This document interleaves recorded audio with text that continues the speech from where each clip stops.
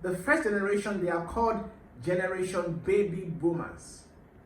These are those who were born between 1946 and 1964. The next one is Generation X. They were born between 1965 and 1980. The third one is Generation Y. Those who were born between 1981 and 1999. And then the final generation is Generation Z. They are called the Millennials, born from the year 2000 till date. The first question is, which generation are you? Hello everyone, my name is Dr. Ennis Olaronigba. I'm a communication expert, and I want to welcome you to my YouTube channel if it's your first time. If you're a returning subscriber, welcome again. So if you've never subscribed, just hit the subscribe button, hit the like button, watch previous videos. I have lots of amazing content for you. So as part of my work, I have a podcast on improving your communication and public speaking, which I send out 3 times a week. So if you'd like to receive the podcast every week, audio podcasts, just short clips that improve your communication, please let me know in the comment section and I'll add you to the podcast group. So for the past few weeks, the past few episodes, we've been discussing the 8 communication processes, which I'll try to put together in this video. There are 8 of them, and I used a mnemonic SMEC Dr. FC to help you remember the 8 communication processes. S stands for source, M for message, E for encoding, C is the channel, D is decoding, R is receiving, F is feedback, and C is context. Now the first 4 are related to the sender, that's the side of the speaker. And then the other 4 are on the side of the receiver or the receiving end. So in this video, I'll focus on the first 4 processes. Now, why are these very important? Why are they very key in communication? It is because communication is not effective until the content and context of the information is retained. So whenever there is effective communication, it is because these 8 processes were effective. And whenever there is an ineffective communication, it is because one or more of these 8 processes was broken down or corrupted, as I like to put it. So now I'll go over the 4 of them, the first 4, with examples to help you relate with them. Now the source. The source refers to the sender of the message, the origin of the message. If it's a verbal communication, it is the speaker, the one who is giving out the content or the origin of the information. That is the source. Now, most times when there is an ineffective communication or corrupted communication, it is because the speaker himself or the source itself, in the case of other communication forms, is corrupted. You should consider this when communicating, when passing information. The second one is the message. Now, I'm just giving you a summary. In the podcast, I gave you details in the podcast. The second one is the message, which is the content. What exactly are you giving out? What is the information? Is the information clear enough? The clarity of the information, the coherence of the information, the cohesion of the information. Because if your message is not clear, then the communication cannot be clear. The third one is encoding, and this refers to the format in which you package the information. Now that I have the message, it is very clear what I want to communicate.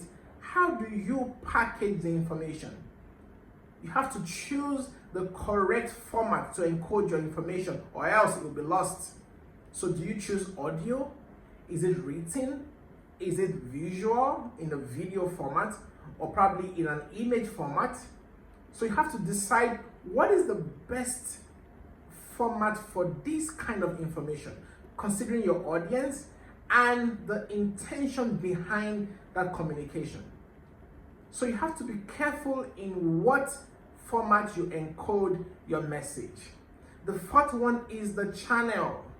Now that I have the message, the source is clear, the message is clear, and now I have chosen the best format for this information, how do I pass it on?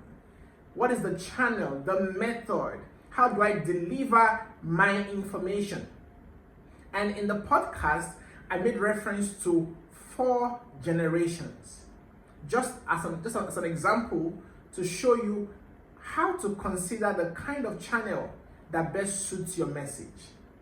The first generation, they are called Generation Baby Boomers. These are those who were born between 1946 and 1964.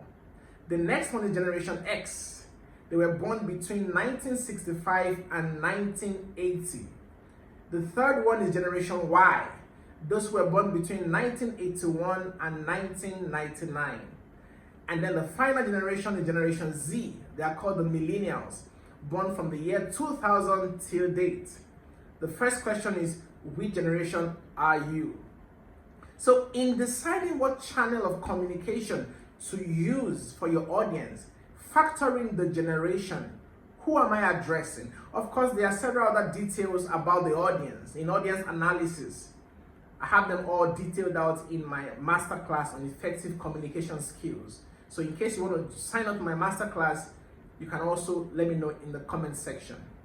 But then the first generation, Generation Baby Boomers, these people, they were born in an era where holding vital positions as a woman was not popular.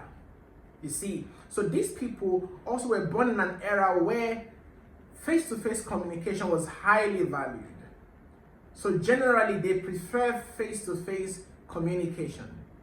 They believe if you have something important to say to them, then you should tell them in person.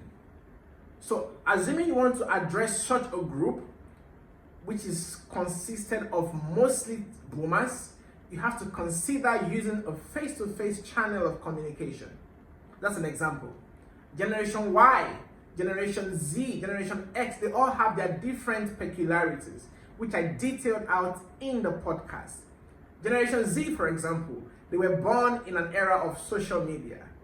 So they don't have any problem. You can even send the information via Instagram, direct message on Instagram, TikTok, they don't mind. They are well abreast with technology and they are comfortable using it. So addressing Generation Z, for example, Generation Z as I call them, they have a very short time span, a short attention span. So you don't want to package your message too long. Make it as brief, as concise as possible, because when it's getting too long, then you lose them. So these are different things to consider in selecting the channel, the most appropriate channel for your communication. Now, there are several other communication types, channels, and other communication processes, which I'll be talking about in the next video. So what is your role? Stay connected to this channel. Share the information, share the video. Let me see your comments right down below so I can interact with you. Ask your questions. You can send me an email as well to drenill7@gmail.com. DRENILLS7@gmail.com. You can also connect with me on social media, on Facebook, Instagram, TikTok, Twitter. It's the same name, Drenill7, DRENILLS7. So let me know again if you'd like to be added to the podcast group, and also if you'd like to sign up to my masterclass on effective communication skills and public speaking. Thanks for watching, and see you in the next video. Bye-bye.